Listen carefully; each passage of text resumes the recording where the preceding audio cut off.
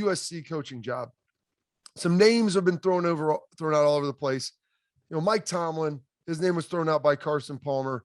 All of a sudden, boom, you see that thing, shot down. Or maybe it wasn't thrown out by Carson Palmer. That was Jeff Fisher, who we'll get to in a minute. But his name gets thrown out there and it gets in speculation. Mike Tomlin, any coach who really wants to talk about how to shoot down a coaching search or a potential coaching exploration that has your name in it, go watch Mike Tomlin.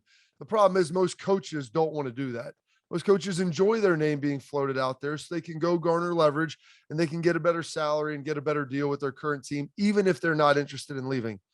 I'd have no problem with that. It's a free market. You're able to do whatever it is you want to do and be able to garner as much as you possibly can from your current employer or potentially someone else. But Mike Tomlin comes to the mic, boom, I'm not interested. I'm coaching the Pittsburgh Steelers. I've never been interested. There's not a booster that could write a big enough check and never say never, but never. And so that is unequivocally the biggest denial you will find of it. And I think it's safe to say that Mike Tomlin is not part of the USC coaching search, and not that he ever was anyway, but he is obviously not interested. Now, we'll go to someone else, Jeff Fisher, guy that's coaching 500 football in the NFL. And what does it look like there with him? I see someone that makes sense. He's USC alum. He's got strong ties. He was on some pretty good teams there.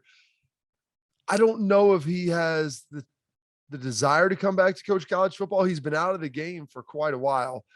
It's been a long, long time. He's a very cool dude. He's a chill dude. Could he have success in Southern California? I think he probably could. I don't know if he's the best fit though. He's a little bit older. Recruiting is tough. And right now, and Jeff Fisher, honestly, I think he has a pretty good personality to handle a lot of this. But right now, coaching college football, recruiting is everything. But then you also have NIL. You're in LA. You have transfer portal stuff. You're dealing with very young men. Jeff liked to have veteran teams. He could handle a lot of different people. Well, this is asking a lot of anyone to be able to go out there and be able to handle something like that. And I don't know if Jeff Fisher and his sweet little hang time is up to the challenge. He did a great job in Tennessee, did some good things there. Never really got the Rams turned around to where you probably liked them, but they built a good roster. And then you saw what Sean McVay has done with that. And then the last piece, James Franklin, bringing him in. Could he be a possible option out there? I think he's probably the most likely option. He's a Pennsylvania guy, but for everything that I've heard, I don't think his wife really loves living in Happy Valley. That's why I probably don't think he's really tied in with Baton Rouge all that much. Those are smaller college towns. He strikes me as more of the big city, the bright lights, the flashy guy. And the rumor is, and maybe it's probably the worst kept secret, is that's kind of what his wife, I think, wants as well. And so I think James Franklin, Captain Slick, would play really, really well out in LA. Does a great job with his delivery. He does a great job recruiting, has a phenomenal class coming into Penn State. I think he would do a really good job keeping West Coast kids on the West Coast. And you always see him buttoned up and very composed. He's walking sound bites one after another. He famously said, back when he was coming, maybe he was at Vanderbilt. You haven't heard him talk that much about it lately, but he only hired coaches with good looking wives because, if they can't recruit for themselves, how are they supposed to be able to recruit for the school? A little tongue in cheek. I found it kind of funny. I think the Big Ten would hurt losing him, but I think he may have topped out and hit his ceiling at Penn State with what he's able to do. However, why do I think that he's probably interested? He just hired mega agent from CAA. They call him the big fish, Jimmy Sexton. And for those of you who aren't really familiar in the college football coaching world, Jimmy Sexton represents a lot of coaches, represents a ton of NFL guys. He used to represent Jason Witten. He represented Philip Fulmer at Tennessee.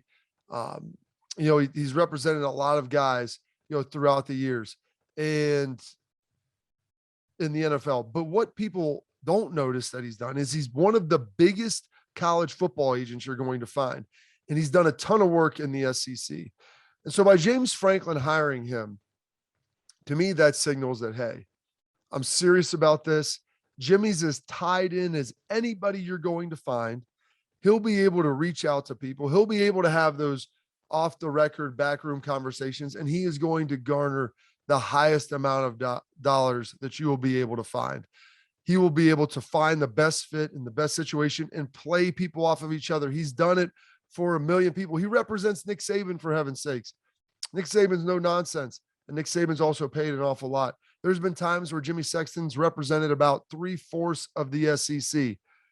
He's very well known, he's very well respected, and he does a fantastic job for his clients. And so when you make a representation change, to me, that signals that you're not happy with the person that you are. I don't think that's a big surprise. Why are you not happy? Well, you got a good deal at Penn State. Everything seems to be going well. If you're making the change there, it's probably because you're looking to go somewhere else and you want to have someone else who's maybe tied in. The big fish, Jimmy Sexton of CAA, lock that in. And remember that that's a big part of it. And I think that's the precursor to him going to USC. Like I said, Jimmy does a ton of work in the SEC. Wouldn't surprise me if potentially there's some links with Franklin down to potentially LSU, but I don't see that as a natural fit for him. And I think that Jimmy's probably working on getting him going to Southern California at USC. Full disclosure, Jimmy Sexton was my agent as well. So I know, the sandbox he plays in and who he's talking to and how his ability to get things done and do it at a really, really high level. The guy is very good. One of, if not the best in the business.